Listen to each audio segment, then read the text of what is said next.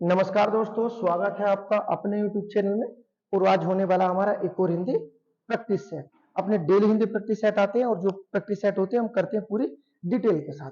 तो शुरू कर लेते हैं अपने पहले क्वेश्चन के साथ, जो हमारा पहला क्वेश्चन दिया गया है। यदि आपने इससे पिछले प्रैक्टिस सेट नहीं देखो, एक बार इससे पिछले प्रैक्टिस सेट देखो, क्योंकि जो भी प्रैक्टिस सेट किए गए हैं पूरे विस्तार पूर्वक किए गए हैं। शुरू कर लेते हैं अपने पहले क्वेश्चन के साथ। पहला क्वेश्चन है, सार्वनामिक विशेषण बनता है, अर्थात सार्वनामिक जो विशेषण होता है वो किस चीज से बनता है। ऑप्शन दिए गए हैं, संज्ञा से, सर्वनाम से, संज्ञा एवं सर्वनाम से या क्रिया से। तो सार्वनामिक जो विशेषण होता है ये हमारा सर्वनाम से बनता है। आपको याद रखना, जब कभी भी संज्ञा शब्द से पहले सर्वनाम आ जाए, जब कभी भी संज्ञा शब्द से पहले सर्वनाम आ जाए तो वह सर्वनाम किसका रूप ले लेता है? सार्वनामिक विशेषण का रूप ले लेता है।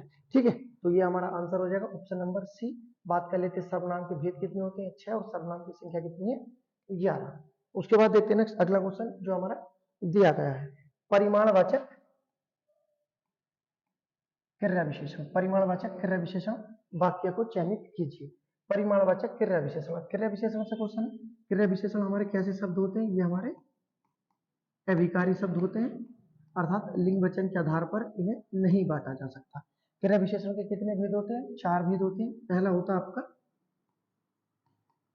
कालवाचक, जिससे एक समय का पता चलता है। उसके बाद दूसरा होता है एक रीतिवाचक, इसे तौर तरीके और ढंग का पता चलता है। उसके बाद होता है स्थानवाचक, और चौथा होता है हमारा परिमाणवाचक। और परिमाणवाचक से ये क्वेश्चन पूछा गया है। ठीक है, कि परिमाणवाचक क्रिया विशेषण वाक्य का चयन कीजिए। परिमाणवाचक क्रिया विशेषण में हम कितना या कितने शब्द से क्वेश्चन करते हैं और आंसर हमें मिल जाता है। ये पहचान होती है परिमाणवाचक क्रिया विशेषण की। ठीक है, जैसा ऑप्शन नंबर सी में दिया गया है, रात को कम खाना चाहिए। कितना खाना चाहिए? कम खाना चाहिए, अर्थात ये एक परिमाण है। ठीक है, तो यही हमारा आंसर हो जाएगा। जबकि कालवाचक होता तो कालवाचक में हम जो करते प्रश्न करते, जो इसी कालवाचक की हम पहचान करते तो करते कब। ठीक है, ये सोहन सुबह को पढ़ता है, तो इससे क्या पता चलता है? हमें काल का पता चलता है, सुबह का। उसके बाद दूसरा रीति, इसके लिए हम कैसे शब्द से प्रश्न करते हैं। ठीक है, कि सोहन स्पीड में बस चलाता है। कैसे चलाता है? स्पीड में बस चलाता है। उसके बाद स्थान, स्थान के लिए कहां से प्रश्न करते हैं हम? कहां से। ठीक है, कि वह दिल्ली गया, कहां गया? दिल्ली गया। ठीक है, तो ये जो हमारे क्रिया विशेषण होते हैं इनके पहचानने की ट्रिक होती है, आपको याद रखना है। ठीक, उसके बाद देखते हैं नेक्स्ट अगला क्वेश्चन हमारा जो दिया गया है, क्वेश्चन नंबर 3। क्वेश्चन नंबर 3 दिया गया हमारा, जातिवाचक संज्ञा पहचानना है। कौन सी? जातिवाचक संज्ञा। ठीक है, इसमें दिया गया है, देखो, एक आम और दूसरा वकील। बाकी अगला जो दिया गया है, पहला कामायनी और रसीला, तो ये तो हमारा जातिवाचक संज्ञा नहीं है। आम जो दिया गया है ये साधारण व्यक्तियों वाला आम दिया गया है, ना कि एक जाति के आधार पर आम दिया गया है। ठीक है, तो हमारा जो आंसर हो जाएगा वकील हो जाएगा। वकील हमारा क्या हो जाएगा? जातिवाचक संज्ञा हो जाएगा, क्योंकि ये जो आम है इसकी जो डिटेल देखी तो इसमें डिटेल में दिया गया था कि आम साधारण व्यक्तियों के लिए है। इसी कारण आंसर क्या बन जाएगा हमारा? डी बन जाएगा। क्वेश्चन नंबर 4 देखते हैं नेक्स्ट। ईश्वर तुम्हें दीर्घ आयु दे। अर्थ के आधार पर वाक्य भेद बताने के। अर्थ के आधार पर कौन सा वाक्य भेद होगा? ईश्वर तुम्हें दीर्घ आयु दे। अर्थ के आधार पर वाक्य भेद के कितने भेद होते हैं? याद रखना, 8 भेद होते हैं। बहुत महत्वपूर्ण है, एग्जाम में आते हैं, आपको याद रखना है। ठीक है, पहला प्रश्नवाचक, दूसरा विस्मय, तीसरा इच्छा और चौथा निषेधवाचक। उसके बाद नेक्स्ट 5वां होता है विधानवाचक, छठा संदेहवाचक, 7वां होता है आपका संकेतवाचक, और 8वां बनता है आपका आज्ञावाचक। ये टोटल हमारे अर्थ के आधार पर वाक्य भेद होते हैं 8। ठीक है, इस तरह से आपको याद रखना है, इनसे क्वेश्चन बनते हैं और पूछे भी जाते हैं। निम्नलिखित में से कौन सा वाक्य अर्थ के आधार पर वाक्य भेद नहीं माना जाता है? ठीक, इस तरह से क्वेश्चन बनते हैं। अब देखते हैं हमारा क्वेश्चन जो दिया गया है, ईश्वर तुम्हें दीर्घ आयु दे। ये क्या है हमारी? ये इच्छा है, अर्थात कौन सा हो जाएगा? ऑप्शन नंबर सी आंसर हो जाएगा। उसके बाद देखते हैं नेक्स्ट अगला क्वेश्चन जो हमारा दिया गया है, क्वेश्चन नंबर 5। क्वेश्चन नंबर 5 में दिया गया हमारा, निम्नलिखित में से कौन सा वर्ण घोष नहीं है? ठीक है, कौन सा वर्ण घोष नहीं है? तो हमारा जो दिया गया है आंसर तय जो है हमारा ये घोष नहीं है, बाकी अन्य सब घोष है। ठीक है, रे क्या है हमारा, रे तो हमारा अंतस्थ व्यंजन है। स हमारा उष्म संघर्षी व्यंजन है। ठीक है, दे हमारा जो है स्पर्श व्यंजन है। स्पर्श व्यंजन की संख्या 25 होती है और स्पर्श व्यंजन कितने वर्ग में होते हैं, 5 वर्गों में बटे हुए होते हैं। ठीक है, उष्म संघर्षी व्यंजन की संख्या कितनी होती है, 4। अंतस्थ की भी कितनी होती है, 4 होती है। ठीक है, याद रखना। उसके बाद देखते हैं नेक्स्ट क्वेश्चन, बलमाला से क्वेश्चन है, गलत नहीं होना चाहिए। क्वेश्चन देखिएगा, जो क्वेश्चन दिया गया हमारा 6 नंबर, निम्नलिखित में से अर्ध स्वर पहचान है। जो अर्ध स्वर है, ऑप्शन दिए गए हैं ये, रे, ते और ले। तो जो हमारे अर्ध स्वर होता है ये हमारे अंतस्थ व्यंजन के अंतर्गत आते हैं। क्या होते हैं, अंतस्थ व्यंजन के अंदर। अंतस्थ व्यंजन 4 होते हैं, क्योंकि ये, रे, ले और बे। ठीक है, ये जो शुरू का और लास्ट का होता है, अर्थात ये और बे, ये दोनों हमारे क्या होते हैं, अर्ध स्वर होते हैं। लेकिन ऑप्शन में तो एक ही दिया गया है, जो हमारा दिया गया है ये, अर्थात यही हमारा आंसर हो जाएगा। ठीक है, अर्ध स्वर क्या होते हैं, ये और बे। बे को भी याद रखना, ये और बे दोनों हमारे क्या होते हैं, अंतस्थ व्यंजन होते हैं। ठीक है, और इसे क्या बोलते हैं, हमारे अर्ध स्वर भी यही होते हैं। रे, ये भी आपका हमारा अंतस्थ व्यंजन में आता है, जिसका उच्चारण स्थान क्या होता है आपका, तो इसका उच्चारण स्थान रे का जो उच्चारण स्थान माना जाता है, इसका उच्चारण स्थान होता है दंत, जबकि ये का होता है तालु और ले का होता है आपका उच्चारण स्थान दंत। ठीक है, ये याद रखना है, इनके उच्चारण स्थान से क्वेश्चन पूछे जाते हैं। उसके बाद देखते हैं नेक्स्ट अगला क्वेश्चन जो हमारा दिया गया है। Next question, question number 7। Question number 7 जो दिया गया हमारा, निम्नलिखित में से तालव्य ध्वनि पहचानिए। कंठ, तालु, मूर्धा, दंतोष्ठ। ठीक है, जो दिया गया है, तो हमारी कौन सी ध्वनि, तालव्य ध्वनि हमें पहचानिए। जो हमारा ऑप्शन नंबर ए है, 6 वर्ग हमारा क्या होता है, आपको याद रखना है, ये हमारी तालव्य ध्वनि होता है। जबकि तय वर्ग जो पूरा होता है, ये क्या होता है हमारा, ये तालव्य वर्ग होता है हमारा। ठीक है, याद रखना, 6 वर्ग पूरा तालव्य वर्ग होता है, जबकि तय वर्ग जो होता है हमारा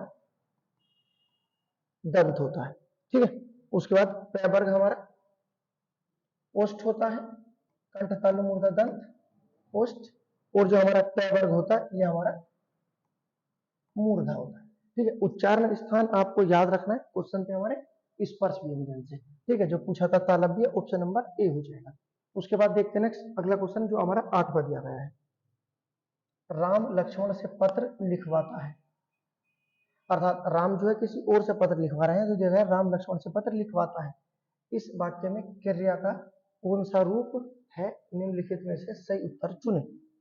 राम लक्ष्मण से पत्र लिखवाता है। ठीक है, आपको याद रखना, जब कोई क्रिया किसी अन्य से करवाई जाए, जब कोई क्रिया किसी अन्य से करवाई जाए, तो वहां पर कौन सी क्रिया होती है, प्रेरणार्थक क्रिया होती है। ठीक है, जैसे यहाँ क्या है, राम लक्ष्मण से पत्र लिखवाता है, तो राम किससे पत्र लिखवाता है, लक्ष्मण से, अर्थात किसी दूसरे से कार्य करवाया गया। जब किसी दूसरे से कार्य करवाया जाए तो वहां पर कौन सी क्रिया बनती है, प्रेरणार्थक क्रिया बनती है। ठीक है, उसके बाद नेक्स्ट एक क्रिया दी गई है यहाँ पर, जो दी गई है अपूर्ण क्रिया। अपूर्ण क्रिया ऐसी क्रिया होती है जो क्रिया पूर्ण तरह से लिखी हुई नहीं होती। जैसे यह लिख देते हैं हम, वह है, अब ये आधा लिखा हुआ है कि वह है, पता नहीं चलेगा वह कौन है जब तक पूरा ना बोला जाए कि वह बुद्धिमान व्यक्ति है। ठीक है, इस तरह से क्वेश्चन आते हैं, तो याद रखना अपूर्ण क्रिया होती है। पूर्वकालिक क्रियाएं, पूर्वकालिक क्रिया वो होती है जो मुख्य क्रिया से पहले की क्रिया हो जाए, उसे पूर्वकालिक क्रिया कहते हैं। ठीक है, मुख्य क्रिया से पहले होने वाली क्रिया पूर्वकालिक क्रिया कहलाती है। जैसे सोहन ने भागकर बस पकड़ी। अब मेन काम क्या था यहाँ, बस पकड़ने का, लेकिन उससे पहले क्रिया कर ली कौन सी, भागकर। तो वो जो भागकर क्रिया है वो क्या कहलाएगी, हमारी पूर्वकालिक क्रिया। ठीक है, तो परिभाषा याद रखना, ऐसी क्रियाएं जो मेन क्रिया से पहले क्रिया कर दी जाती है, पूर्वकालिक क्रिया कहलाती है। संयुक्त क्रिया आपको सबको पता होगा, जो दो क्रियाओं से मिलकर बना होता है, संयुक्त क्रिया कहलाता है। क्रिया से क्वेश्चन आते हैं, आपको याद रखना है। अगर पूछा है क्रिया का मूल रूप क्या होता है, तो क्रिया का मूल रूप होता है धातु। क्रिया का मूल रूप क्या होता है, धातु। और धातु के कितने भेद होते हैं, दो होते हैं। पहला मूल धातु और दूसरा यौगिक धातु। ठीक है, तो याद रखना धातु के कितने भेद होते हैं, 2 भेद होते हैं। उसके बाद नेक्स्ट अगला क्वेश्चन देखते हैं, क्वेश्चन नंबर 9 हमारा जो दिया गया है। क्वेश्चन नंबर 9 दिया गया हमारा नोटिफिकेशन, या हमारा नोटिफिकेशन शब्द का हिंदी रूपांतरण क्या होगा। नोटिफिकेशन का हिंदी रूपांतरण क्या होगा, ये हमारा पत्र लेखन से क्वेश्चन है। नोटिफिकेशन, तो जो नोटिफिकेशन होता है क्या होता है हमारा, अधिसूचना होता है। ठीक है, याद रखना। उसके बाद देखते हैं नेक्स्ट अगला क्वेश्चन, जो क्वेश्चन दिया गया है 10, निम्नलिखित में से कौन सा शब्द तत्सम है। तत्सम शब्द वो शब्द होते हैं जो अपने संस्कृत के शब्द होते हैं, जैसे इसमें कौन सा होगा, अग्नि तत्सम होगा, जबकि इसका तद्भव क्या होगा, अग्नि का आग इसका तद्भव होगा। ठीक है, उसके बाद देखते हैं नेक्स्ट क्वेश्चन नंबर 11 देखते हैं, जो दिया गया हिंदी शब्दकोश में सबसे पहले कौन सा शब्द आएगा। अर्थात हिंदी शब्दकोश जो हम डिक्शनरी लगाते हैं उसमें सबसे पहले कौन सा शब्द आएगा। पहला वाला शब्द तो सभी में बिल्कुल बेसिक है, सब में बिल्कुल कॉमन दिया गया है। अब इसके बाद जो सबसे पहला शब्द आ जाएगा वही हमारा आंसर हो जाएगा।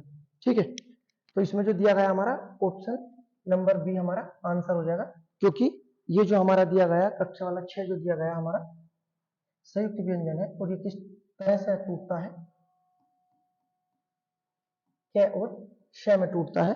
ठीक है, तो इसके तुरंत बाद री के तुरंत बाद क्या आ जाएगा, क आ जाएगा, जबकि ग इसका दूसरा शब्द बनेगा। पहला ये बनेगा और इसमें पहला ही पूछा, अर्थात आंसर तो ये हो जाएगा। अगर पूछता दूसरा कौन सा होगा तो ऋग्वेद हो जाता। ठीक है, तो इस तरह से ये टूटा था, आपको याद रखना। हो सकता है किसी ने आंसर ए लगा दिया हो। उसके बाद देखते हैं नेक्स्ट अगला क्वेश्चन जो हमारा दिया गया है। अगला क्वेश्चन हमारा देखो परिभाषा से, मैंने आपसे 1000 बार बोला है कि परिभाषा क्वेश्चन में आती है। क्वेश्चन दिया गया हमारा मूल अकर्मक धातुओं के साथ प्रत्यय जोड़कर बनाई गई क्रिया धातुएं क्या कहलाती है। ठीक है, अर्थात जो मूल अकर्मक धातु होती है उनके साथ प्रत्यय जोड़कर जो बनाई गई क्रिया धातुएं होती है वो क्या कहलाती है। ठीक है, तो ये परिभाषा है, किसकी परिभाषा है, याद रखना, साधित सकर्मक धातु की परिभाषा है। परिभाषा पूछी जाती है, याद रखना। ठीक, उसके बाद देखते हैं नेक्स्ट अगला क्वेश्चन जो हमारा दिया गया है। Next question number 13, question number 13 दिया गया है हमारा। इसमें दिया गया है मक्षिका किसका तत्सम शब्द है।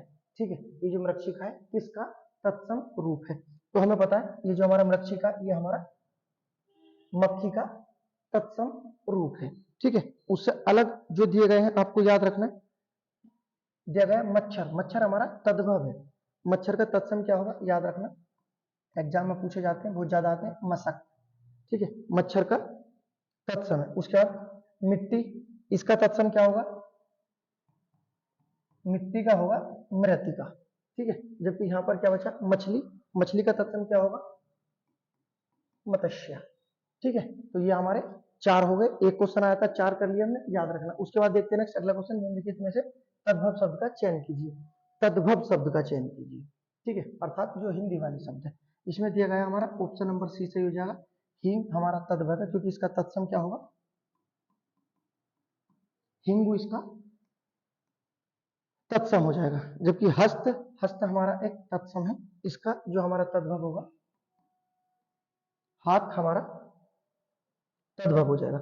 उसका हस्ती हमारा तत्सम है, इसका जो तद्भव होगा हाथी हो जाएगा। और हीरक हमारा तत्सम है, इसका जो तद्भव होगा हीरा हो जाएगा। ठीक है, जितने भी दिए गए हैं तत्सम भी और तद्भव भी, क्वेश्चन नंबर 13 भी और क्वेश्चन नंबर 14 में भी सारे इंपोर्टेंट है, रिपीट होते हैं, इसी तरह से क्वेश्चन बनते रहते हैं। उसके बाद देखते हैं नेक्स्ट अगला क्वेश्चन जो हमारा दिया गया है, क्वेश्चन नंबर 15। क्वेश्चन नंबर 15 दिया गया हमारा, निम्नलिखित में से संयुक्त वाक्य का चयन कीजिए।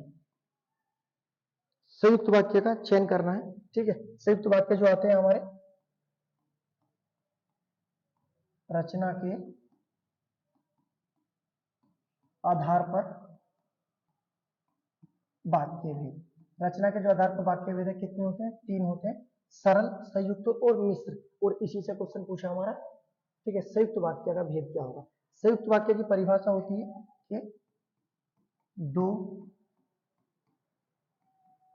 सरल वाक्य स्वतंत्र रूप से जुड़े हुए होते हैं। ठीक है, याद रखना संयुक्त वाक्य की परिभाषा क्या होती है, दो सरल वाक्य स्वतंत्र रूप से जुड़े होते हैं, ये किसकी परिभाषा है, संयुक्त वाक्य की परिभाषा है। ठीक है, इसका जो हमारा आंसर बनेगा ऑप्शन नंबर ए बन जाएगा, काम समाप्त करो और जाओ। ठीक है, और से भी पहचान सकते हैं हम किस में आता है, आपका संयुक्त वाक्य में आता है। ठीक है, उसके बाद देखो नेक्स्ट अगला क्वेश्चन जो हमारा दिया गया है क्वेश्चन नंबर 16। क्वेश्चन नंबर 16 में दिया गया है कहावत शब्द में प्रयुक्त प्रत्यय है। कहावत में क्या प्रत्यय है? अब प्रत्यय से क्वेश्चन है, प्रत्यय के बारे में जो बिल्कुल बेसिक चीज है आपको याद रखनी है कि प्रत्यय के कितने भेद होते हैं, दो भेद होते हैं। पहला कृत प्रत्यय, दूसरा तद्धित प्रत्यय। उसके बाद प्रत्यय होते क्या है तो याद रखना, एक शब्द का अंश होते हैं। उसके बाद ये हमारे अभिकारी शब्द होते हैं। तो ये हमारे जो प्रत्यय होते हैं शब्द के अंत में आते हैं और उनका रूप परिवर्तित कर देते हैं। ठीक है, तो प्रत्यय से याद रखना। अब क्वेश्चन देखते हैं कहावत में हमारा कौन सा प्रत्यय हो जाएगा, कहावत में आवत प्रत्यय हो जाएगा। उसके बाद देखते हैं next question number 17। Question number 17 में दिया गया हमारा उपसर्ग का प्रयोग होता है। उपसर्ग का प्रयोग होता है। ठीक है, जब हमारे प्रत्यय शब्द के अंत में आ सकते हैं तो जो उपसर्ग होगा ये तो हमारा आंसर ए हो जाएगा, अर्थात शब्द के आदि मतलब प्रारंभ में आते हैं और उसका रूप बदल देते हैं। ठीक है, उपसर्ग प्रत्यय से क्वेश्चन बनते हैं, आपको याद रखना। पूछा जाए उपसर्ग के कितने भेद होते हैं, उपसर्ग के 3 भेद होते हैं। पूछा जाए कौन कौन से भेद होते हैं तो कहना संस्कृत, दूसरा हिंदी और तीसरा उर्दू।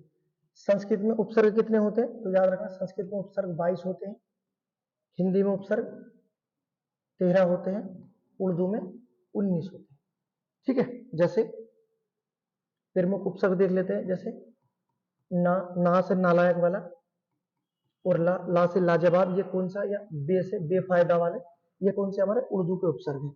उसके बाद सिर्फ ए शब्द जो आता है ये हमारा हिंदी का उपसर्ग है, अन हमारा हिंदी का उपसर्ग है,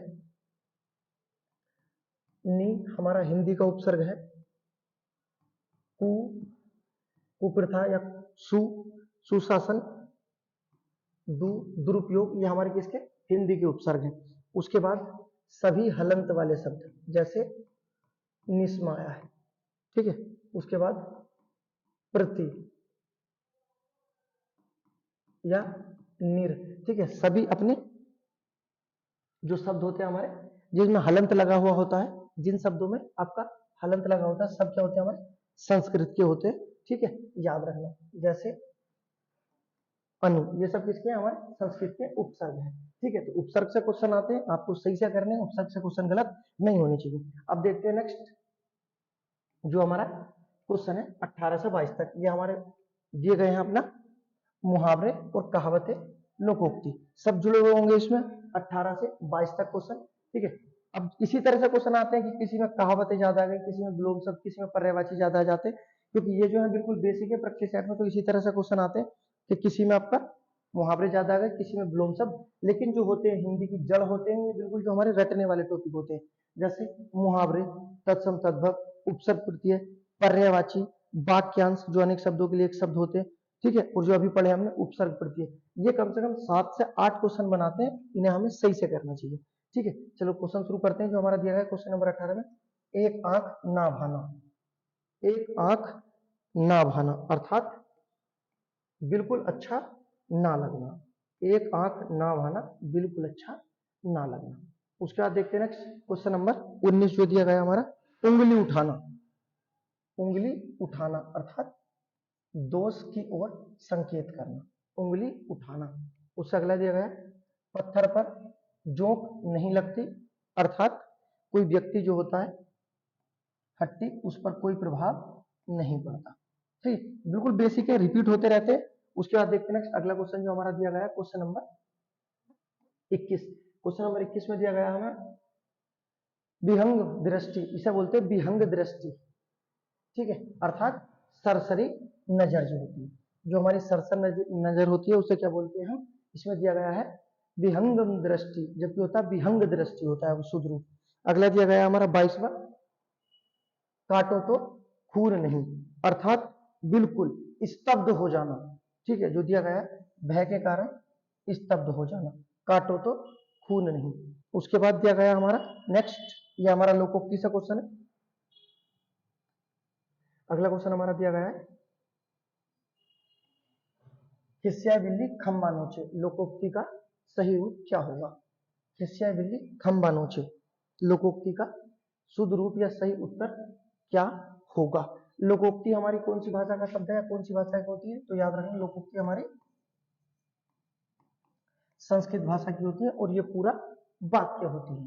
ठीक है, खिस्या बिल्ली खंबा नोचे अर्थात खिस्याया हुआ व्यक्ति अपनी खीज या गुस्सा दूसरों पर निकालता है, अर्थात ऑप्शन नंबर डी हमारा आंसर हो जाएगा। ठीक है, उसके बाद ठीक है मिलते हैं नेक्स्ट वीडियो में। अगर वीडियो पसंद आए तो लाइक करें, सब्सक्राइब करें।